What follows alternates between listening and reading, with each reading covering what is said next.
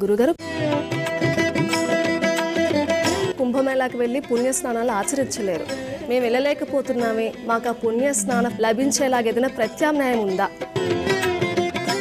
ఉందమ్మా, ప్రతి దానికి ప్రత్యామ్నాయం ఉంది. ఈ సమయంలో అంటే మనం ఇంతకుముందు నేను చెప్పినటువంటి సమయాలు ఉన్నాయి కదా, రోజులు ఏవైతే ఆ రోజులు ఏవైతే ఉన్నాయో ఆ రోజుల్లో మీ సమీపంలో ఉన్న నదులకు వెళ్ళి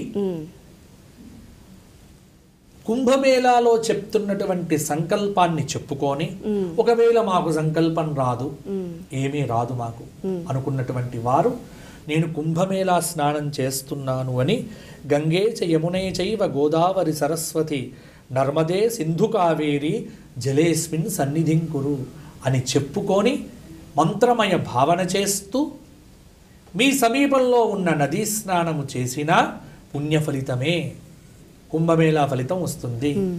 లేదు మీ సమీప బంధువులు ఎవరైనా కుంభమేళాకు వెళ్తూ ఉంటే వారి ద్వారా నీళ్లను తెప్పించుకొని ఆ నీళ్లను ఈ పరమ పవిత్రమైన రోజుల్లో మీరు చల్లుకున్నా మీ మీద మీకు కుంభమేళా స్నాన పుణ్య ఫలితం వస్తుంది. లేదు ఆ నీళ్లు కూడా మాకు దొరకలేదు అనుకున్నప్పుడు కూడా పరమ పవిత్రమైనటువంటి ఈ రోజుల్లో విష్ణు సహస్రనామము, శివ సహస్రనామ స్తోత్రపారాయణం చేసి చక్కగా జలాన్ని మీ మీద చల్లుకుంటే కూడా కుంభమేళా స్నాన పుణ్యం వస్తుంది. భవానీ భావనాగమ్య భవారణ్య కుఠారిక. మన శాస్త్రములో పుణ్యం అనేటువంటిది మనస్సుతో పొందాలమ్మా. కాబట్టి మనోమయంగా కూడా కుంభమేళాలో స్నానం చేయవచ్చు. ఎలా అంటే మనోభావన ద్వారా మీరు వెళ్ళిరండి, ఆ పుణ్య ఫలితం కూడా మీకు వస్తుంది.